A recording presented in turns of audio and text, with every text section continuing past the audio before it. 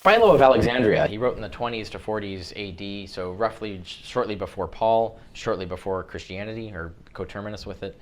He was a Jewish theologian, in fact, one of the most respected of his era. He attests in his writings that, and I cite all of the passages in my book on the historicity of Jesus, he attests that, in fact, there was a pre-Christian Jewish belief in a celestial being actually named Jesus. He actually finds the character named Jesus in Zechariah 6, and he says that this being actually is a celestial being, not a man in history, unlike the verse as it was originally intended. So he tells us this, that there was a pre-Christian Jewish belief in a celestial being named Jesus. In a celestial being named Jesus. Celestial being named Jesus. Who was, and he says, these are all the attributes of this pre-Christian Jesus in outer space. He was the firstborn son of God. He was the celestial image of God. He was God's agent of creation. In other words, God just gave him marching orders and Jesus did the actual creating. And he was God's celestial high priest.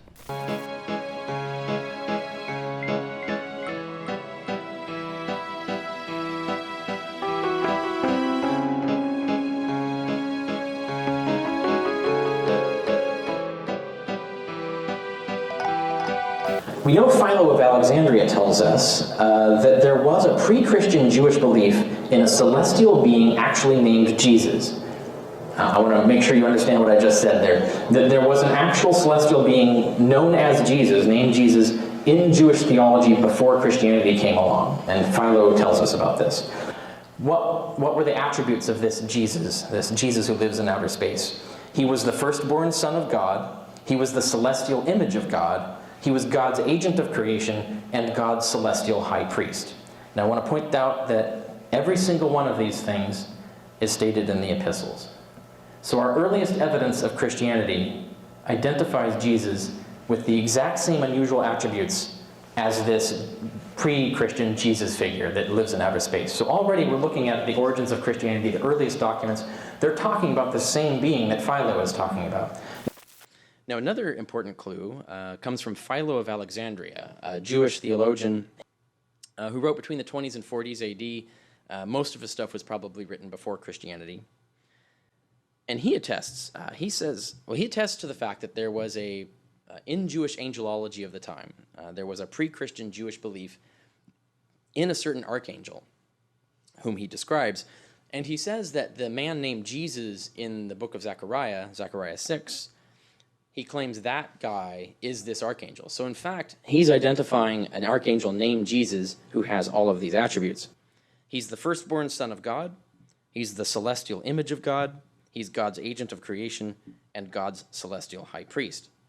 Now the curious thing here is, these are all the attributes of the Jesus in the epistles. That's an extraordinarily unlikely coincidence.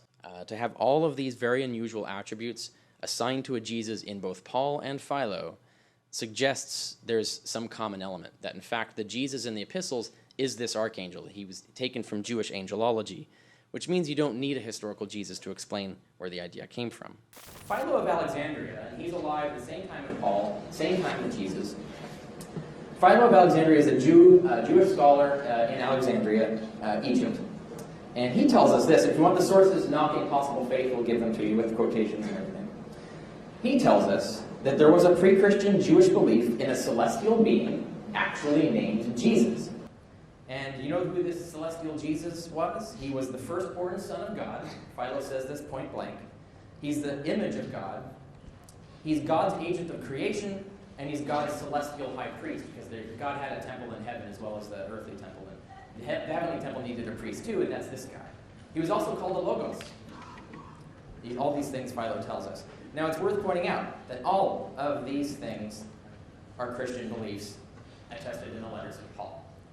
So what are the odds that Paul is talking to Christians and Christians are talking to Paul about a God who exactly fits this archangel that Philo is talking about, that Jews already believed in, who is not a historical person but a celestial being?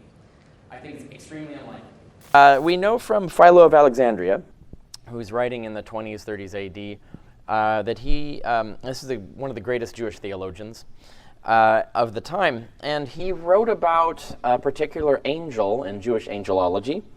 And he says that this particular angel is the same character named Jesus in this particular Old Testament passage in Zechariah that he points out. So that here we have a passage in the Old Testament with a god an angel named Jesus, and Philo is saying that that's this particular angel. And this is what he says.